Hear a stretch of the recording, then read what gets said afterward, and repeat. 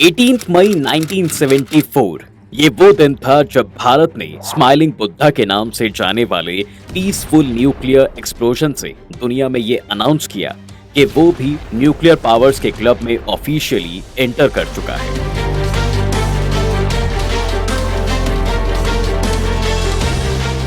भारत के nuclear power बनने में एक नहीं बल्कि कई लोगों का हाथ था और इसकी कहानी आजादी के समय ही लिखी जानी शुरू हो गई थी। तो कैसे बना भारत एक न्यूक्लियर पावर, आइए समझने की कोशिश करते हैं। देखिए, भारत की न्यूक्लियर जर्नी की शुरुआत डॉक्टर होमी भाभा से होती है, जो दूसरे विश्व युद्ध के कारण वापस कैम्ब्रिज नहीं जा पाए थे। ये वो समय था जब दुनिया के टॉप साइंटिस्ट के कॉन्टैक्ट्स में वो थे और वापस लंदन या यूएस जाकर अपना काम जारी रखना चाहती थी।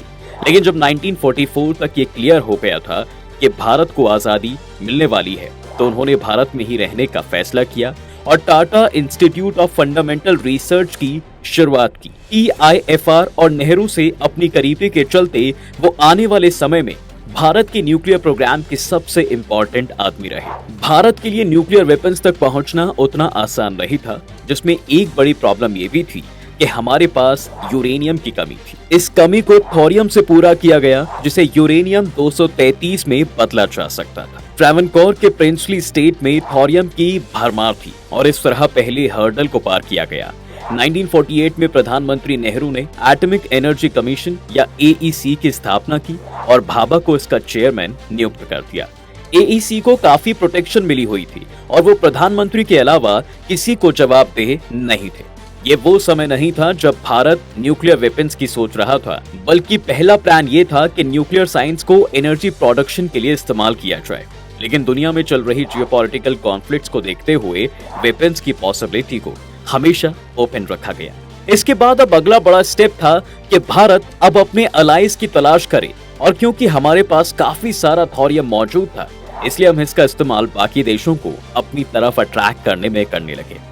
सबसे पहले फ्रांस के साथ 1948 और 1950 में कई अग्रीमेंट साइन किए गए, जिनका मकसद रिएक्टर्स पर की जाने वाली एक जॉइंट रिसर्च थी। इसके बाद भाभा ने 1952 में अमेरिका की एटॉमिक कमीशन के चेयरमैन गॉर्डन डीन को एक लेटर लिखा, जिसमें उन्होंने भारत के थोरियम रिजर्व्स की सप्लाई के बदले अमेरिकन से रिएक्टर्स की टेक्नोलॉजी और डिजाइन्स मांगे। इसके साथ साथ इसमें भारत को 10 टन हेवी वाटर सप्लाई करने के लिए भी कहा गया था।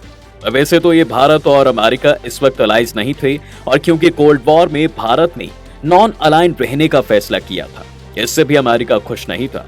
लेकिन उस समय अमेरिका ज्यादा से ज्यादा यूरेनियम और थोरियम रिजर्व्स पर अपना अधिकार चाह रहा था, ताकि ये सोवियत यूनियन के हाथ ना लगे।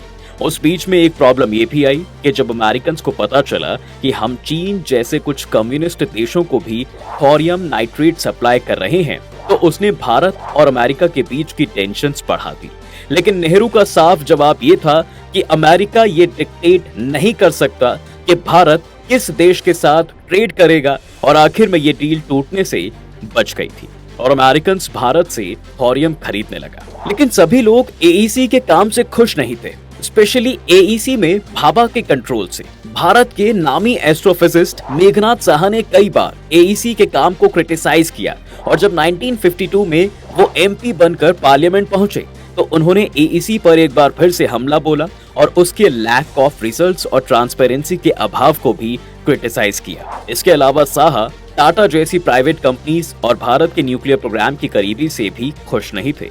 इसके अलावा क्योंकि देश को आजाद हुए बहुत समय नहीं हुआ था और अभी हमारे सामने दूसरी बड़ी प्रॉब्लम्स भी थीं, इस वजह से न्यूक्लियर एनर्जी पर लोगों की राय बटी हुई थी। AEC ने भी पहले अपनी कैपेबिलिटीज को कुछ ज्यादा ही आंक लिया था, और उन्हें बाद में ये रियलाइज हुआ कि भारत के पास अभी ऐसी डोमेस्टिक इंडस्ट्री नहीं है जो खुद ही एक पूरा रिएक्टर बना सके। लेकिन एक अच्छी चीज जो भारत के हक में हुई थी वो ये थी कि 1953 में अमेरिकी राष्ट्रपति आइजनहावर ने UN में एटम्स फॉर पीस का नारा दिया। 1953 से पहले अमेरिका अपनी न्यूक्लियर रिसर्च को लेकर बहुत सेंसिटिव था, लेकिन आइजनहावर का मानना था दोस्तों कि अमेरिकन को ये टेक्नोलॉजी दुनिया के साथ शेयर करनी चाहिए, ताकि एनर्जी के प्रॉब्लम्स को टैकल किया जा सके।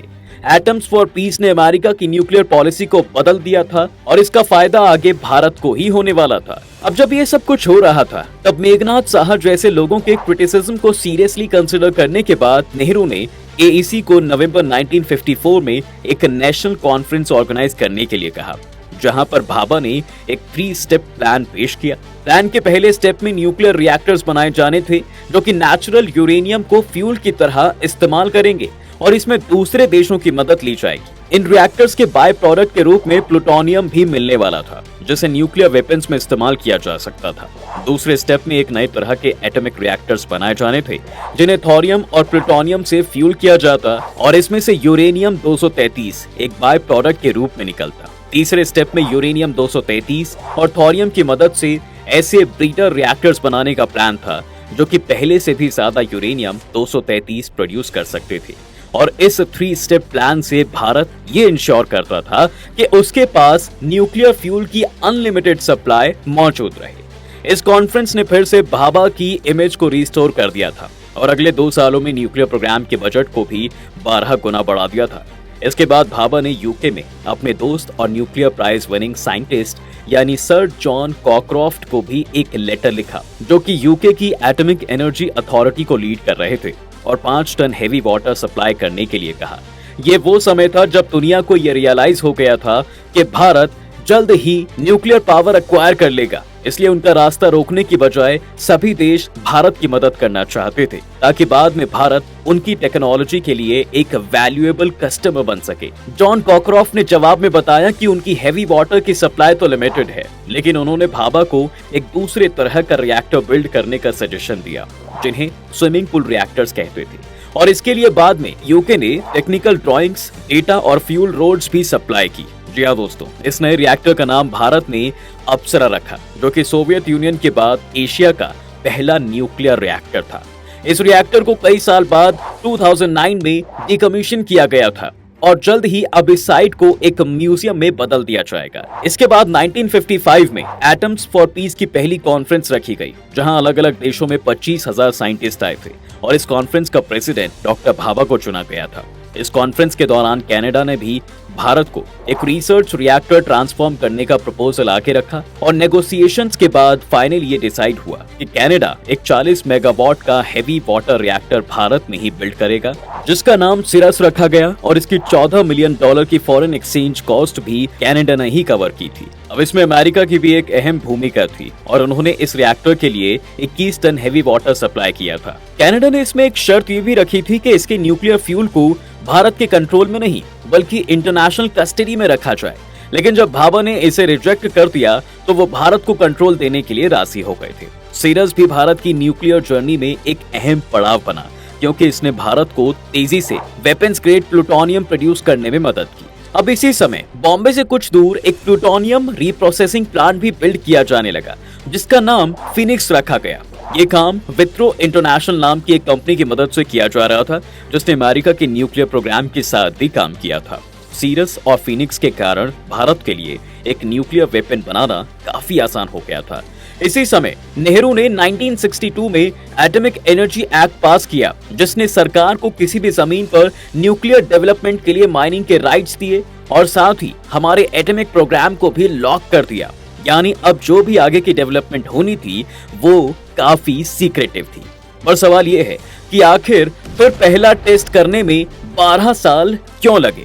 यहाँ पर प्रॉब्लम ये थी कि उस समय दुनिया इस सवाल से जूझ रही थी कि आखिर न्यूक्लियर वेपन्स का इस्तेमाल किस हद तक जायज है, और भारत की ऑफिशियल पोजीशन ये थी कि सभी देशों को न्यूक्लियर वेपन्स के टेस्ट त्याग देने चाहिए। ऐसे में अगर भारत खुद भी न्यूक्लियर वेपन्स डेवलप करने लग जाता और एक टेस्ट एक्सप्लोजन कर देता तो हम अपनी ऑफिशियल पोजीशन से हट जाते। जी हाँ दोस्तों, इसके बाद 1962 का युद्ध होता है और 1964 तक नेहरू की खराब होती हुई सेहत के कारण उनकी मौत हो जाती है और कमान लाल बहादुर शास्त्री के हाथ में आ जाती है। शास्त्री जी भी न्यूक्लियर वेपन्स के हक में नहीं थे, लेकिन डॉक्टर भाभा और उनके साथी लगातार न्यूक्लियर वेपन्स प्रोग्राम को आगे बढ़ाने की मांग कर रहे थे। इसके साथ साथ सितंबर 1964 में ही अमेरिकन ने दुनिया को यह बताना शुरू कर दिया था कि जल्द ही चीन एक न्यूक्लियर टेस्ट कर सकता है, जो कि उन्होंने अगले ही महीने यानी अक्टूबर में कर भी दिया था। जनसंघ, जहां से आज भारत की जनता पार्टी निकली है, वो भी लगातार सरकार पर दबाव बनाने लगी कि भारत को न्यूक्लियर वेपन्स की तरफ आगे बढ़ना चाहिए। लेकिन शास्त्री जी के सामने कुछ और मुश्किलें भी थी। ये वो समय था जब ग्रीन रेवोल्यूशन नहीं आया था और भारत अपनी अनाज के लिए दूसरे देशों पर डिपेंडेंट था, जिस वजह से फूड शॉर्टेज और बढ़ती महंगाई एक ज्यादा बड़ा इशू था। इस समय न्यूक्लियर वेपन्स डेवलप करने के लिए कोई खास कारण भी नहीं था। हाँ, लेकिन ये जरूर था कि चीन अपना न्यूक्लियर एक्सप्लोजन कर चुका है। लेकिन सभी के बीच ये राय थी कि चीन ने ये एक्सप्लोजन भारत के खिलाफ अपनी ताकत दिखाने के लिए नहीं, बल्कि दुनिया की सुपर पावर्स के सामने अपनी शक्ति प्रदर्शन के लिए किया है। अब इसके बाद 1965 का भारत पाकिस्तान युद्ध होता है, जहां पर पहली बार चीन पाकिस्तान की तरफ से भारत को न्यूक्लियर अल्टीमेटम देता है। इस अल्टीमेटम को शास्त्री जी रिजेक्ट कर देते हैं, लेकिन जल्द ही युद्ध रुक जाता है और फिर से शांति स्थापित की जाती है। इस जंग के दौरान यूएस भारत और पाकिस्तान दोनों को ही वेपन सप्लाई करने से मना कर देती है और यहाँ से पहली बार भारत को यह रियलाइज होता है कि सिर्फ दूसरी पावर्स पर ही डिपेंड नहीं रहा जा सकता। फिर जनवरी 1966 में शास्त्री जी की मौत के बाद इंदिरा गांधी का समय आता है, लेकिन उसी समय भाभा की भी 56 साल की उम्र में एक प्लेन क्रैश में मौत हो जाती है। इंदिरा गांधी द्वारा फिर विक्रम साराभाई को डिपार्टमेंट ऑफ एटॉमिक एनर्जी का सेक्रेटरी बनाया गया, लेकिन साराभाई का भी न्यूक्लियर वेपन्स डेवलप करने में कोई इंटरेस्ट नहीं था और उन्हें हम न्यूक्लियर वेपन से ज्यादा उनके इसरो में किए गए काम के लिए जानते हैं। 1968 में भाभा एटॉमिक रिसर्च सेंटर या बार के साइंटिस्ट एक बॉम्ब के डिजाइन पर काम शुरू कर देते हैं और एईसी के नए चेयरमैन होमी सेठना इसे लेकर काफी एक्साइटेड भी थे। अगले कई सालों तक 50 से 70 साइंटिस्ट की एक टीम आर चिदम्बरम के अंडर इसके डिजाइन और केमिकल कंपोनेंट की सोर्सिंग पर काम करते हैं। इस बीच साराभाई वैसे तो ये सजेस्ट करते हैं कि बॉम्ब की जगह उन्हें एक न्यूक्लियर रिएक्टर एक्सपेंशन प्लान पर काम करना चाहिए, लेकिन वो इस प्रोजेक्ट में दखल नहीं होते हैं। जब 1971 में साराभाई की भी हार्ट अटैक से मौत हो जाती है, तब इस न्यूक्लियर एक्सप्लोजन का रास्ता पूरी तरह खुल जाता है। 1972 से ही इसके डेटोनेशन का काम शुरू हो जाता है और सितंबर 1972 में इंदिरा गांधी की तरफ से उन्हें एक फाइनल कॉन्फर्मेशन दिया जाता है और होमी सेठना से ऐसी साइट ढूंढने के लिए कहा गया जहां ये एक्सप्लोजन किया जा सके। अगले कुछ महीनों तक एक टेक्निकल काम किए जाते हैं और आखिर में थार डेजर्ट को डेटोनेशन साइट के तौर पर चूज किया जाता है। जिस साइट पर डेटोनेशन किया जाना था, वहां से सारे डियर्स की पॉपुलेशन को मूव किया जाता है और आर्मी की 61 इंजीनियर रेजिमेंट को एक अंडरग्राउंड शाफ्ट देखने के लिए कहा जाता है। आर्मी को सिर्फ इतना बताया गया था कि यहाँ पर एक सीस्मिक एक्सपेरिमेंट किया जाना है, जिस वजह से उन्होंने ये काम करने से रिफ्यूज कर दिया। इसके बाद अक्टूबर 1973 में चीफ ऑफ आर्मी स्टाफ द्वारा उन्हें बताया जाता है कि ये ऑर्डर खुद प्रधानमंत्री ने दिया है, जिसके बाद काम शुरू हो जाता है। लेकिन जनवरी 1974 में जिस साइट पर वो खुदाई कर रहे थे, वहां से एक एक्यूफर निकल आता है और वो पूरी जगह पानी से भर जाती है। इसके बाद एक नई साइट की तलाश की जाती है, जिस वजह से कुछ डिलेज होते रहते हैं। फाइनली 18 मई 1974 के दिन सुबह 8:05 पर स्माइलिंग बुत्ता के नाम से ये एक्सप्लोजन किया जाता है और भारत दुनिया की छठी न्यूक्लियर पावर बन जाता है। क्योंकि इस मिशन में आर्मी को इन्वॉल्व नहीं किया गया था, इसलिए भारत दुनिया को इस बात के लिए कन्विंस करने में भी राजी हो जाता है कि ये सिर्फ एक पीसफुल न्यूक्लियर एक्सप्लोजन ही था, जिसका मकसद भारत की न्यूक्लियर कैपेबिलिटी को दर्शाना था, न कि किसी दूसरे देश को वार्न करना। इसके बाद अगले 2 दशकों तक भारत कोई दूसरा न्यूक्लियर एक्सप्लोजन नहीं करता और न ही किसी भी तरह के न्यूक्लियर वेपन्स बनाने की कोशिश करता है। लेकिन ये सब बदलता है पहले नरसिम्हा राव और फिर अटल बिहारी वाजपेयी के दौर में, जब Bharat actively nuclear weapons develop करने को शुरू कर देता है और फाइनली 1998 में न्यूक्लियर एक्सप्लोजन्स करके अपनी मिलिट्री माइट का परिचय भी दुनिया को दे देता है। लेकिन इस अचीवमेंट को हम 1 या 2 लोगों तक महदूद नहीं रख सकते। जहां एक तरफ इसमें डॉक्टर भाभा जैसे साइंटिस्ट का रोल था, तो वहीं दूसरी तरफ नेहरू जी, शास्त्री जी और आखिर में इंदिरा गांधी, जिन्होंने इस एक्सप्लोजन को आखिरी हरी झंडी दी, उनका भी रोल काफी अहम था। मजेदार बात तो यह है कि एक समय पर इंदिरा गांधी भी न्यूक्लियर वेपन्स के पक्ष में नहीं हुआ करती थी और जिस तरह 1965 के बाद शास्त्री जी के हृदय परिवर्तन की कहानी मशहूर है, उसी तरह कई इतिहासकार ये मानते हैं कि इंदिरा गांधी जी की राय बदलने में 1971 की जंग ने बहुत इंपॉर्टेंट रोल प्ले किया। कहा जाता है कि जब 1971 की जंग के दौरान अमेरिका ने अपने nuclear powered aircraft carrier USS enterprise को बे ऑफ बंगाल में उतार दिया और भारत को युद्ध रोकने के लिए धमकी दी, तब उसे एक न्यूक्लियर धमकी के तौर पर देखा गया था। वो अलग बात है कि अमेरिका ने अपनी 7th फ्लीट को बे ऑफ बंगाल में जाने के लिए इसलिए कहा था क्योंकि उनके राष्ट्रपति निक्सन को लगा था कि दूसरी तरफ से चीन भी पाकिस्तान के समर्थन में उतर जाएगा और भारत पर दबाव पड़ेगा। लेकिन ऐसा नहीं हुआ और चीन ने इस युद्ध में हिस्सा लेने से ही इनकार कर दिया था। लेकिन क्योंकि इस बात की कोई गारंटी नहीं थी कि अमेरिका या फिर कोई दूसरी बड़ी ताकत दोबारा ऐसा नहीं करेगी, इसलिए इस रिस्क को अवॉइड करने के लिए इंदिरा गांधी जी ने फाइनली ये डिसाइड किया था कि भारत को भी न्यूक्लियर पावर के क्षेत्र में शक्ति प्रदर्शन करना ही होगा। तो दोस्तों, ये तो थी पहले न्यूक्लियर एक्सप्लोजन की कहानी। लेकिन अगर अगली वीडियो में आप ये भी जानना चाहते हैं कि 1998 में वाजपेयी सरकार के दौरान जो न्यूक्लियर टेस्ट किए गए थे उनके पीछे क्या कहानी थी, तो हमें कमेंट सेक्शन में लिखकर जरूर बताइएगा। उम्मीद है आपको आज के इस वीडियो में काफी कुछ नया मिला होगा। अगर आपको ये वीडियो पसंद आया है तो वीडियो को लाइक करें और अगर आप इस चैनल पर नए हैं तो जाने से पहले चैनल को सब्सक्राइब करना ना भूलें।